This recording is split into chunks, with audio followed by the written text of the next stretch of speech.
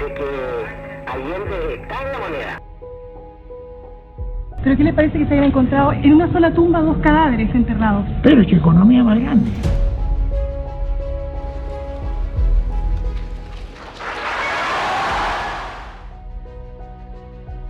Dígale a mi general Pinochet que mi general Lick manifiesta que es correcto y que ataca de inmediato la moneda. Esta será seguramente la última oportunidad en que me pueda dirigir a ustedes.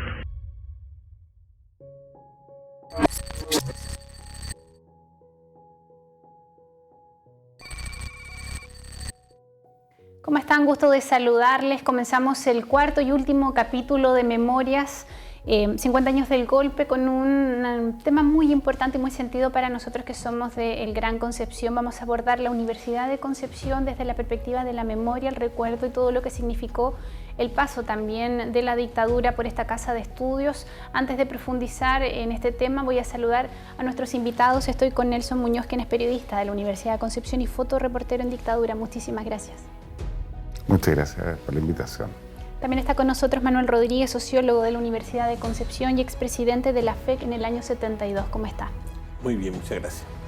Bueno, antes de profundizar, como ya les decía yo, en este tema que también es muy sentido para nosotros que somos de la zona, les voy a presentar el último reportaje, esta vez enfocado en la Universidad de Concepción, en la Casa de Estudios Penquista, realizado por Chanel Caro. Revisamos el reportaje.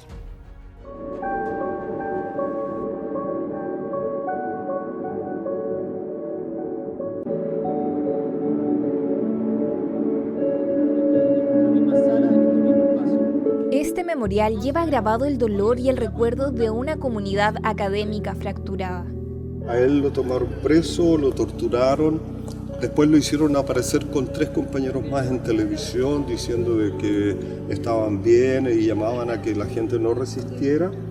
Y después de esa aparición en televisión, a él lo mataron, la DINA lo mató. En un momento determinado, uno de los golpes que recibimos estando en Santiago como prensa de oposición fue justamente el conocer al día siguiente del atentado a Pinochet una vendetta que se hizo de sacar a José Carrasco de su casa en Pío IX en Santiago, llevarlo a una zona surponiente de Santiago, al costado de una papeleta de un cementerio, y ejecutarlo con 19 balas. Y la situación de Juan Espinosa deberíamos explicarla, porque él sale al exilio también y vuelve también a Chile, y ahí le hacen una encerrona en un departamento y lo matan. Pero hacen aparecer que esto es un enfrentamiento. Fue el último presidente del centro de alumnos que tuvimos en la escuela después de lo que acontece el 11 de septiembre. Y de alguna manera fue tan cruel para nosotros como estudiantes de aquel periodo, no solamente por lo que pasó con nosotros al interior de ser estudiantes de periodismo, de un día para otro quedamos en la calle sin saber dónde ir. ¿Cómo pudieron convertir a la Universidad de Concepción, un lugar de conocimiento y discusión, en un escenario de represión y miedo? El eco de esos días aún resuena. En virtud de una serie de reformas, incluida la del mecanismo de acceso a la universidad, que llegaran por primera vez en gran cantidad estudiantes cuyo origen social era ser hijo de un obrero o de un campesino. Entonces esto también logró cambiar la composición social del alumnado de la Universidad de Concepción. Los académicos, los estudiantes y los trabajadores de la universidad fueron perseguidos. De inmediato la nueva autoridad militar designó a militares ignaros que nada sabían del quehacer universitario, que se dieron la tarea de cerrar carreras universitarias, de modificar y de expulsar a estudiantes de esas carreras que ya dejaron de existir, y las otras someterlas a un rígido control militar respecto de los contenidos de la enseñanza. Muchos compañeros de curso vivían fuera de Concepción. Después del 11 nunca más volvieron a la escuela, nunca más nos vimos. Tenía una cantidad enorme de estudiantes que estaban en las cabinas, los hogares, porque esos hogares fueron construidos justamente para los estudiantes que venían de afuera. Yo bajé ese día de la cabina a las 8 de la mañana, gritaron, los milicos están abajo, vamos saliendo. Y salimos con un compañero que compartíamos la pieza y por suerte nos dejaron pasar. Posteriormente, claro, hubo unos meses en que se intentó hacer algún tipo de resistencia, pero no fue posible, era imposible. Y después, claro, yo fui detenido, llevado a la comisaría. Tras esa primera detención en la comisaría, la historia de Rodrigo lo llevaría hasta el exilio, luego de vivir horrores en diferentes centros de detención y tortura, como el Estadio Regional de Concepción y el Morro de Talcahuano. Había gente que fueron detenidos, torturados y comenzaron a delatar. Entonces había una instrucción incluso para la gente que estaba en la escuela de que tú salías a la calle y no debías saludar a nadie. Porque si tú saludabas a alguien, otra persona estaba siendo vigilada y te detenían.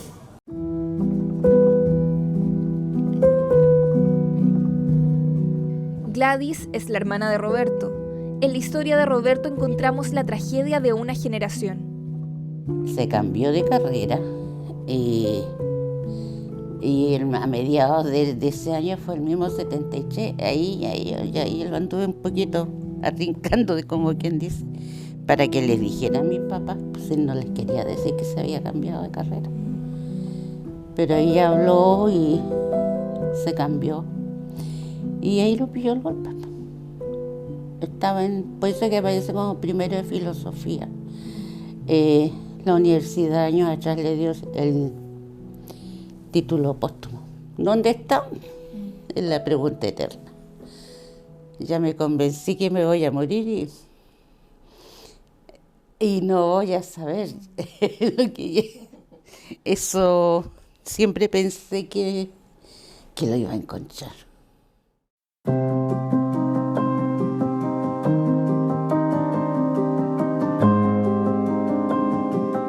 La UDEC, lugar de reforma universitaria, cabinas donde vivían los estudiantes, visitas de figuras relevantes, todo eso cambió con la dictadura. Esta universidad fue intervenida radicalmente.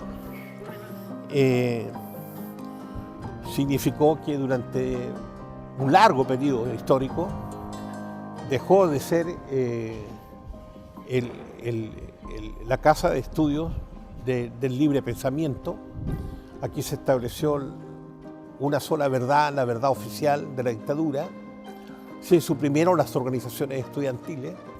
Los estudiantes ya no pudieron elegir a sus dirigentes y una universidad sin una federación de estudiantes sin dirigente no existe. El presidente Patricio Aylwin, en un gesto de reparación y justicia, permitió que los estudiantes de carreras cerradas en dictadura concluyeran sus estudios con un seminario de título. Estudiantes de la Universidad de Concepción son 72 los que fallecieron, los ejecutaron, están muertos. Pero no sabemos realmente si esa es una cifra sólida, si es verificable. Yo creo que somos más, porque yo por lo menos conozco, hace poco tiempo supe de uno más que no está acá. El aniversario de los 50 años no solo conmemora, es un compromiso con la verdad que va más allá del tiempo.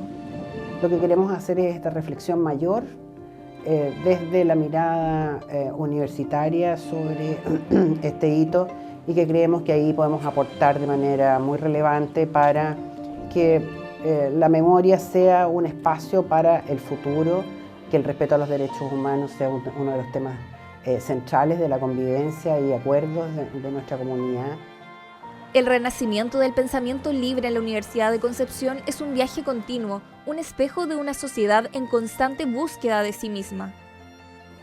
La Universidad de Concepción era destino de grandes y prestigiosos intelectuales de América Latina y de Europa que veían en esta casa de estudios un destino importante para el desarrollo de su carrera, para la impartición de sus clases, para el desarrollo de la investigación científica. No estoy seguro que hoy día la universidad siga siendo el destino que lo fue entonces. La Universidad de Concepción permanece como un símbolo de la compleja historia de un país, una reflexión eterna sobre la fragilidad y la fortaleza del espíritu humano.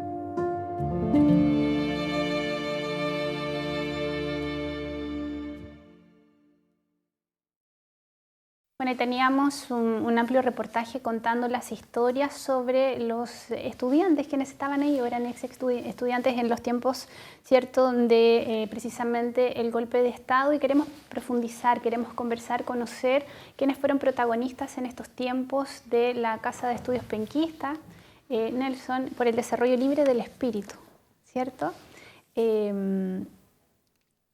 Es difícil para los que somos de otra generación dimensionar cómo era la Universidad de Concepción antes del golpe. Me entiendo que era algo muy distinto a lo que conocemos. A ver, yo quisiera hacer un alcance respecto de la importancia para quienes estudiamos en la Universidad de Concepción durante aquel periodo, hasta el año 73, en el caso nuestro digo, como escuela de periodismo que fue cerrada en aquel año. Lo que ocurría en la escuela era prácticamente una especie de cofradía, una especie de amistad eterna que hasta el día de hoy, hace poco rato me escribió un amigo, Alberto Dufey, que es un exalumno igual que yo, que finalmente termina asilado por su descendencia helvética en Ginebra, en Suiza.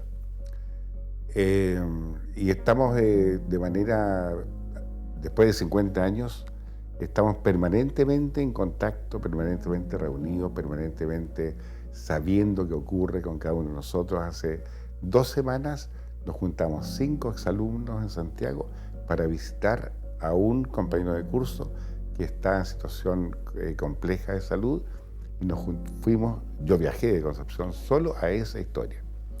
De tal manera en que si tú vas a Santiago y te comunicas con alguno de estos ex compañeros y le comentas que te va a buscar al aeropuerto, te lleva a su casa y es parte de, entre comillas, una familia. Por todo lo que vivimos durante aquel periodo en donde casi alcanzamos la luna con la mano, en nuestro periodo de sueños, de mitos, de esperanza, de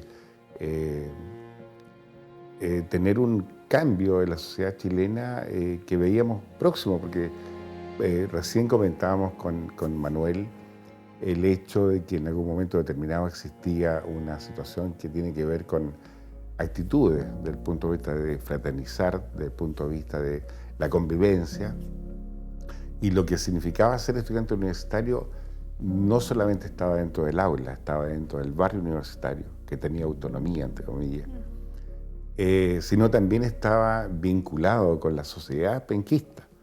Éramos parte de esa historia. Entonces, en algún momento determinado se solicitaba alguna ayuda, no solamente en verano, de trabajos voluntarios hacia la comunidad, y habían 3.000 estudiantes universitarios, según lo que contaba Manuel, 3.000 estudiantes que participaban de esas cruzadas para arreglar calles, caminos, qué sé yo, el tema de vivienda, salud. Entonces, esa historia de lo que nosotros vivimos en términos de elegir a un rector, de tener asambleas permanentemente en el foro, de tener acceso a, no sé, digamos, grandes, de un equipo de docentes, no solamente los estables, sino que venían de fuera de Santiago incluso, fuera del país, a dictar clases en la Universidad de Concepción. Entonces, era una situación particularmente importante, la riqueza de lo que acontecía en aquella situación desde el punto de vista político, social, cultural. Entonces, por lo tanto, quedó impregnado esto de ser exalumno de la Universidad de Concepción, que en mi caso tuve la ventaja, digamos, una especie de premio de reintegrarme como docente a la Escuela de Periodismo en la actualidad, y esa es una situación que es muy valiosa desde el punto de vista de experiencia de lo que nosotros vivimos. Sí. Manuel, usted tiene una mirada, me imagino, similar, pero usted tiene una particularidad que era además dirigente estudiantil, que tiene que haber tenido incluso un contacto estudiantil más amplio además. Mire, Hay dos antecedentes históricos inmediatos previos al 11 de septiembre que dan cuenta de lo que era la Universidad de Concepción en aquel tiempo.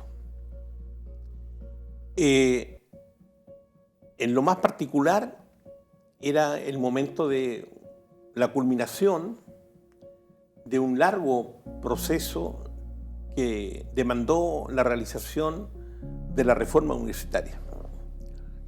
Y esta reforma fue ciertamente la reforma más profunda que haya tenido Casa de Estudios Superior alguna en nuestro país. Ese fue un proceso que hizo posible transformaciones muy profundas en términos de poder hacer funcional la universidad, convertirla en un factor coayudante del proceso de transformaciones que tenían lugar en el país. Entonces era una universidad en el que predominaban el más amplio pluralismo político. Vivíamos una etapa de crecimiento exponencial de la propia universidad, de su crecimiento físico, de su crecimiento en la oferta estudiantil, en la oferta académica que se posibilitó por la reforma y también una universidad que, aunque siempre había estado presente en el quehacer de la región, en aquel tiempo su presencia en la región y en un amplio territorio del país fue muy potente, que se tradujo no solo en el crecimiento de sus sedes habituales, sino que en la apertura de la sede de universidad en el Carbón, que hizo posible, esto vale la pena destacarlo, hizo posible la realización del ingreso a la universidad de hijos de obreros y de campesinos en una cantidad significativa como nunca antes se había ocurrido. La universidad tenía un compromiso triestamental con el tiempo que vivía Chile. Era una universidad que miraba con simpatía y aspiraba a ser protagonista de las grandes transformaciones que tenían lugar en el país en el ámbito de la economía, de la sociedad y de la cultura. En un día como hoy, 11 de septiembre, hace 50 años, eso da cuenta de la influencia de la universidad más que de uno mismo como líder.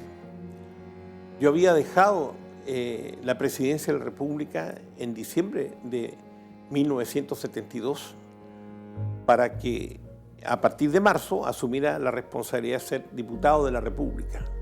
Y eso no fue ajeno al prestigio, ¿no?, y a la imagen que proyectaban los liderazgos estudiantiles desde la Universidad de Concepción. Así que así fue. Yo creo que en síntesis era una universidad muy en sincronía con los tiempos históricos que vivía Chile y los vivía hacia su interior con el despliegue de su democracia plena. Yo fui parte, por el solo hecho de ser presidente de la FEC, por derecho propio ser miembro de los órganos de gobierno de la universidad.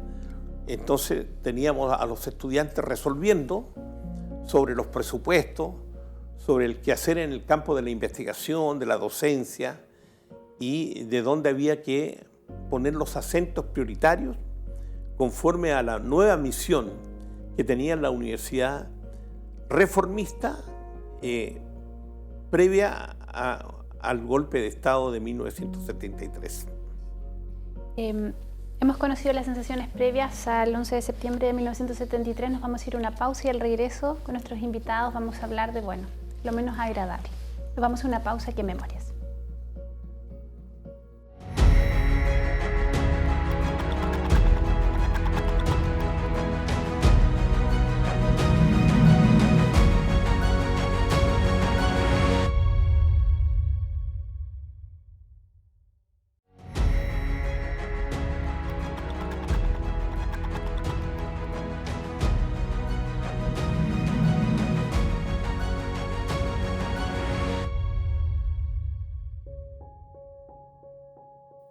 estamos de regreso en Memorias, en este cuarto y último capítulo de este programa dedicado a los 50 años del golpe, conversando sobre la Universidad de Concepción, casa de estudio tan importante hasta el día de hoy en nuestro país, Nelson. Hemos hablado de lo que era la universidad antes y en materia personal, ¿cómo vivió usted el momento mismo del golpe? Yo creo para todos los que fuimos estudiantes en particular de la Universidad de Concepción, recordamos aquel día 11 de septiembre, representa un quiebre en la sociedad chilena, sin duda, en donde la primera información que recibimos en la mañana era justamente un hecho inédito a nivel casi internacional, el bombardeo de la Moneda. O sea, eso fue ese atentado, ¿no es cierto?, a la democracia. Realmente fue un tema que costó para mucha gente internalizarlo. Saber la muerte de Salvador Allende también fue un tema sin duda muy importante. Y luego el tema del quiebre, ya decía, de la democracia en Chile, que en ese tiempo, en ese periodo, se pensaba que iba a ser por semanas, por meses, ¿no es cierto? Y un tema, se hablaba de un gobierno de transición en aquel periodo. Entonces, este golpe de Estado cívico-militar realmente quebró el tejido social y todo lo que se había construido desde hace muchos años en el país para lograr, digamos, un trabajo de una sociedad solidaria, una sociedad distinta, diferente, con búsqueda en lo que se mencionaba recién, Manuel, respecto de cómo el presidente Allende crea, ¿no es cierto?, no solamente la Universidad del Carbón, que permitía, ¿no es cierto?, dar cuenta a que los hijos, los obreros, pudieran estudiar en una universidad. Entonces, desde ese punto de vista, el día 11 fue un tema realmente espantoso, bastante terrible, en donde el caso nuestro de la Escuela de Periodismo, recuerdo que habíamos varios alumnos en clase, ingresaban a las 8 de la mañana, y ya a las 10 y cuarto el profe de radio baja a avisar en una sala que el golpe de Estado estaba, realmente cruzaba todos los umbrales a nivel nacional. Salimos con 3, 4 compañeros de curso en una citoneta. Nuestra escuela estaba fuera del barrio universitario, nos vinimos al barrio y estaba todo copado por militares frente al campus universitario. Eso fue un tema, casi entrar a un escenario de una grabación de una película. Luego nos fuimos a la estación central y descubrí terminal de buses, qué sé yo, y vimos que efectivamente todos los lugares públicos en la ciudad estaban copados por las Fuerzas Armadas, en particular el Ejército. Por lo tanto, con un miedo, con un pánico respecto de lo que estaba aconteciendo, dijimos, bueno, nos despedimos, recuerdo, casi frente a la plaza, en el sentido que, bueno, ya nos vamos a encontrar, así, sin telefonía celular, sin teléfono fijo, mucha gente, sin conocer las direcciones de muchos alumnos que hasta el día de hoy no sabemos de ellos, hasta el día de hoy. De algunos, el caso de, por ejemplo, nuestro expresidente del Centro de Alumnos, Juan Espinosa, alias El Mao, termina siendo, entre comillas, muerto en un falso enfrentamiento en Santiago, años posteriores al golpe, después que él venía de retorno del exilio. Entonces, toda esa cantidad de pérdida de amigos es un tema que realmente cobra importancia en cada uno de nosotros. Y quiero digamos, terminar la respuesta con una situación que tiene que ver con que muchos viejos dirigentes del país han dicho y han, digamos, tomado en consideración una afirmación, que con el golpe se rompe el tema de las confianzas y el tema de lo que mencionaba, el tejido social, a nivel familiar, a nivel del barrio, a nivel del partido, a nivel de la comunidad.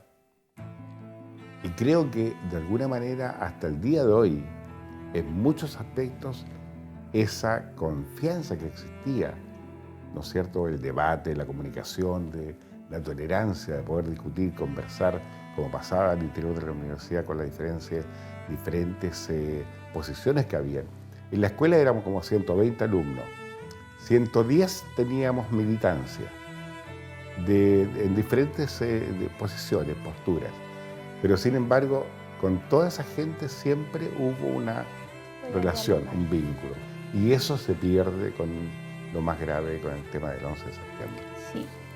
Según entiendo, usted ya no era alumno en el momento del golpe, ¿o todavía era alumno en ese momento? No, yo estaba ya egresado de la universidad. Ya.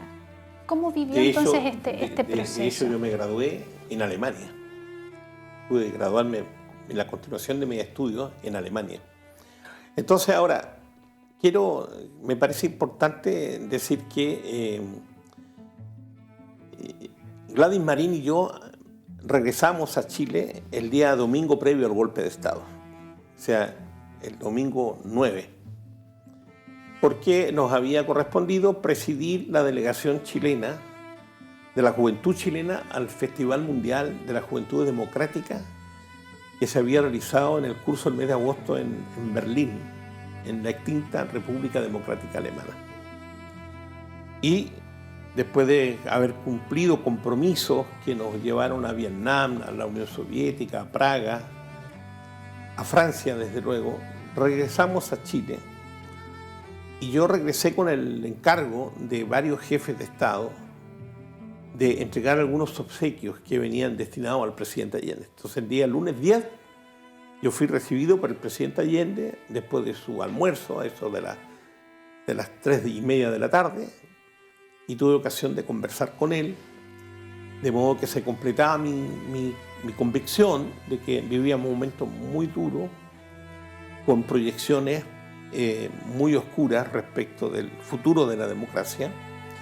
Y lo que aconteció el 11 de septiembre, yo estaba en Santiago, confirmó y superó con creces todas nuestras peores proyecciones. Yo pasé, por decisión de la dirección del partido, 9 miembros de la juventud, del Comité Central de la Juventud Socialista de entonces, pasamos a formar parte de la dirección clandestina del Partido Socialista. Se acababa el partido de la legalidad, teníamos que sumergir estructuras militantes y empezar a planear en las nuevas condiciones que imponía el golpe militar, la dictadura, la reconstrucción de la vida partidaria como primera condición para generar condiciones políticas que permitieran, en un periodo que avisoramos como un periodo largo de acumulación de fuerzas para poder derrotar la dictadura y hacer retornar la democracia. De modo tal de que yo estuve el día del golpe y a partir de entonces en la clandestinidad con prohibición absoluta de regresar a mi distrito, que era Concepción, y a formar parte de esa dirección que tomó la rienda de la reconstrucción del partido en la clandestinidad. Quiero retomar la conversación sobre la Universidad de Concepción porque entiendo en el caso suyo, Nelson, que la escuela se cierra, entonces usted se queda sin universidad. Pero la universidad siempre ha estado abierta a la comunidad y es un espacio donde hasta el día de hoy nosotros vamos a caminar, a pasear el perro, a andar en bicicleta. ¿Usted pudo volver a vivir la universidad? ¿O no pudo regresar? No. Bueno, nos quedamos sin universidad en aquel periodo. Sociología también fue una de las carreras que se cerró en aquel año.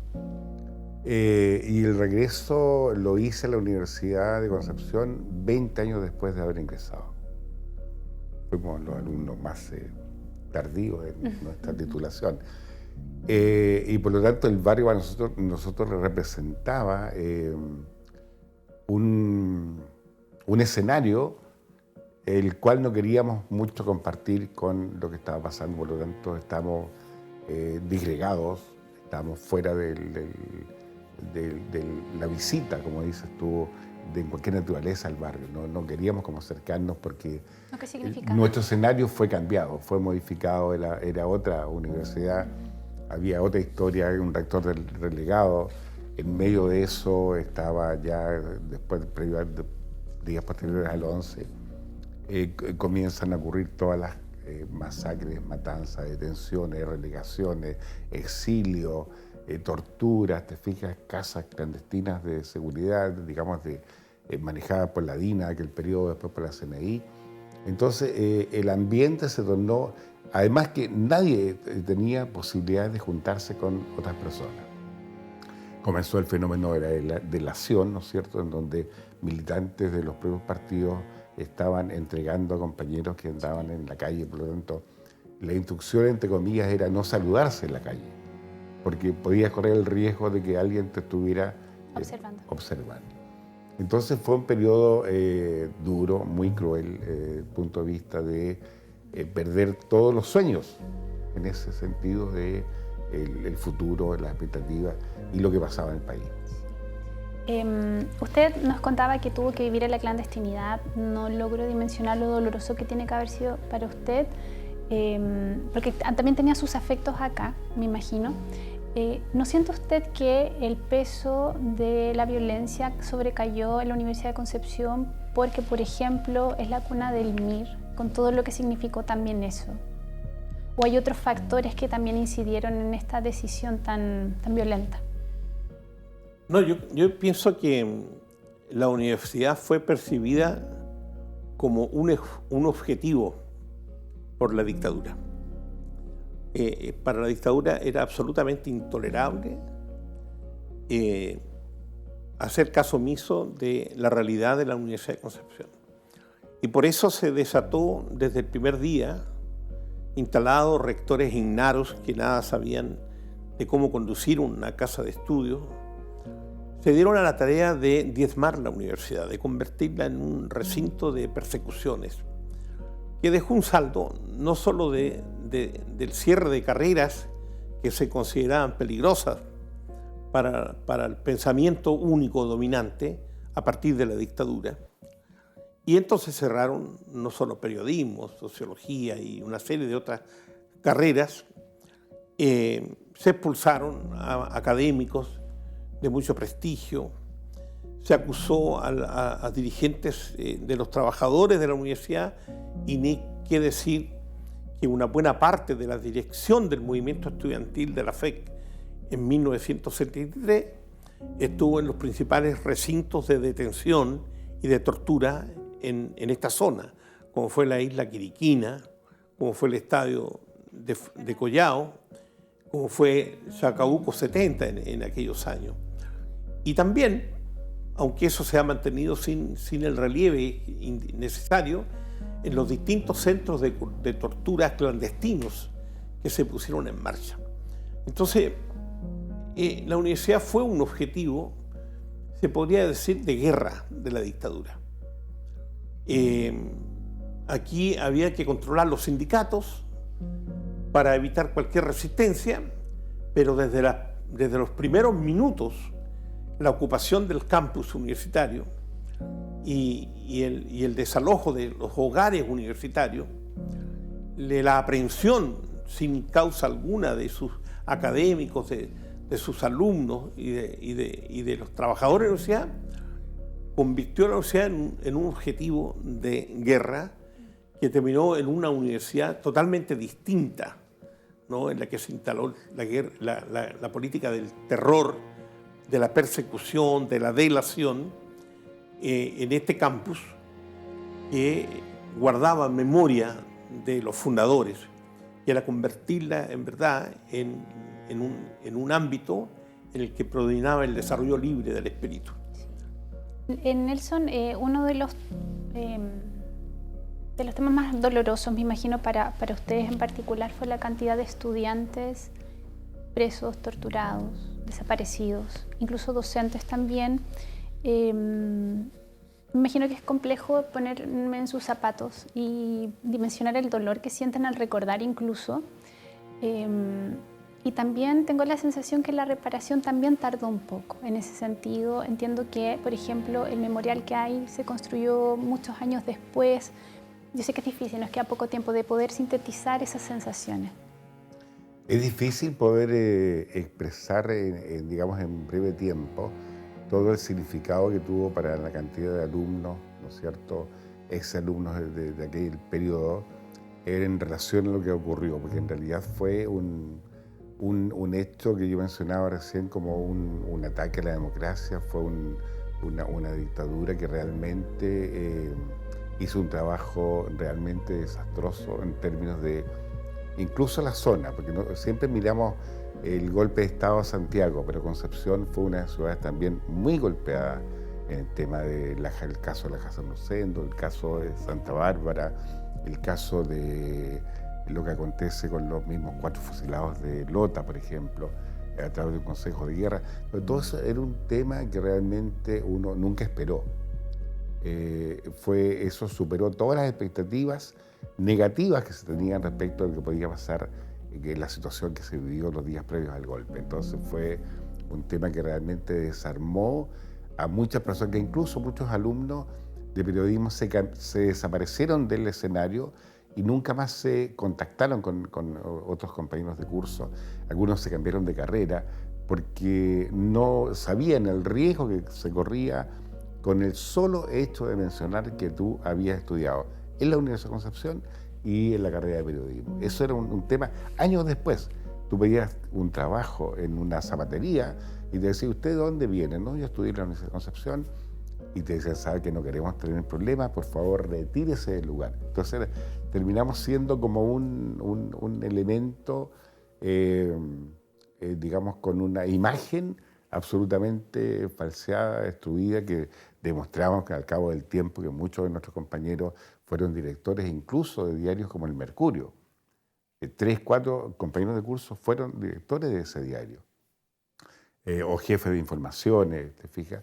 Pero por lo tanto ahí se demostró que en realidad la calidad profesional, humana y profesional, insisto, era, digamos, no era el fantasma con el cual se nos pretendió mezclar o tildar en aquel periodo de dictadura.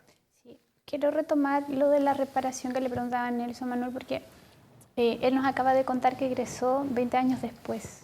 O sea, muchos estudiantes tuvieron que finalmente, y conozco muchos colegas también, que tuvieron este acto de humanidad, creo yo también, ¿no? De decir, toma tu título porque te lo mereces y lo que te pasó no es tu culpa.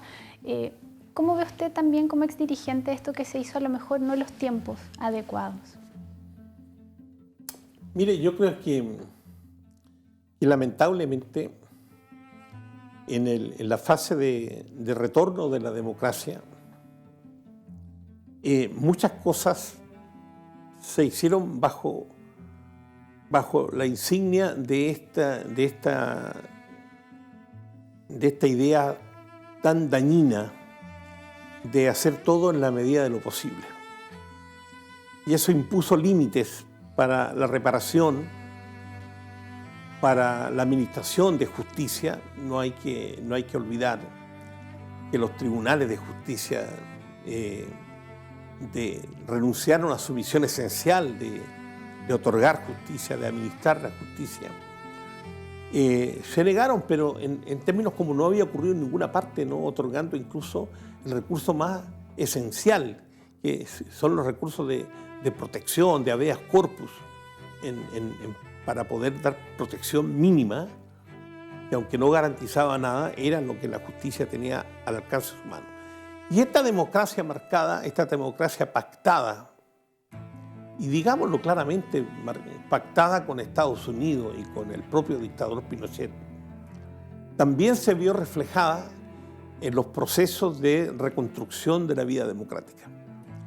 Y yo creo que, sin desmerecer el esfuerzo que hicieron los rectores democráticos desde el 1990 para acá, en términos de la reparación, en términos del homenaje permanente de la Universidad de Concepción a sus trabajadores, a sus académicos y a sus alumnos que fueron víctimas directas de la dictadura, ello no puede ser vista solo desde la perspectiva de la reconstrucción de la memoria. El aprendizaje de los horrores es es una tarea que nos impone una visión de futuro. Memoria y futuro van de la mano, porque los pueblos que no aprenden de las lecciones más duras de su historia corren el serio riesgo de repetirla. Ciertamente yo tengo un dolor muy profundo porque muchos de mis compañeros y compañeras, sería injusto que yo nombrara solo a alguno de ellos, pero no lo puedo evitar. Por ejemplo, Elizabeth Cabrera de Trabajo Social, Angulo de Trabajo Social, Jorge Fuentes de Sociología y un alumno que había estado acá poco tiempo, Ricardo Lagos Salinas, que tenía el pecado de haber sido un brillante estudiante de economía, que tenía el pecado de ser hijo del alcalde de Chillán, Ricardo Lagos, que fue asesinado el alcalde, su mujer y el hermano de Ricardo, su hijo, toda la familia. A Ricardo Lagos Salinas después, en junio de 1975, también lo hace prisionero la DINA y hasta el día de hoy está desaparecido.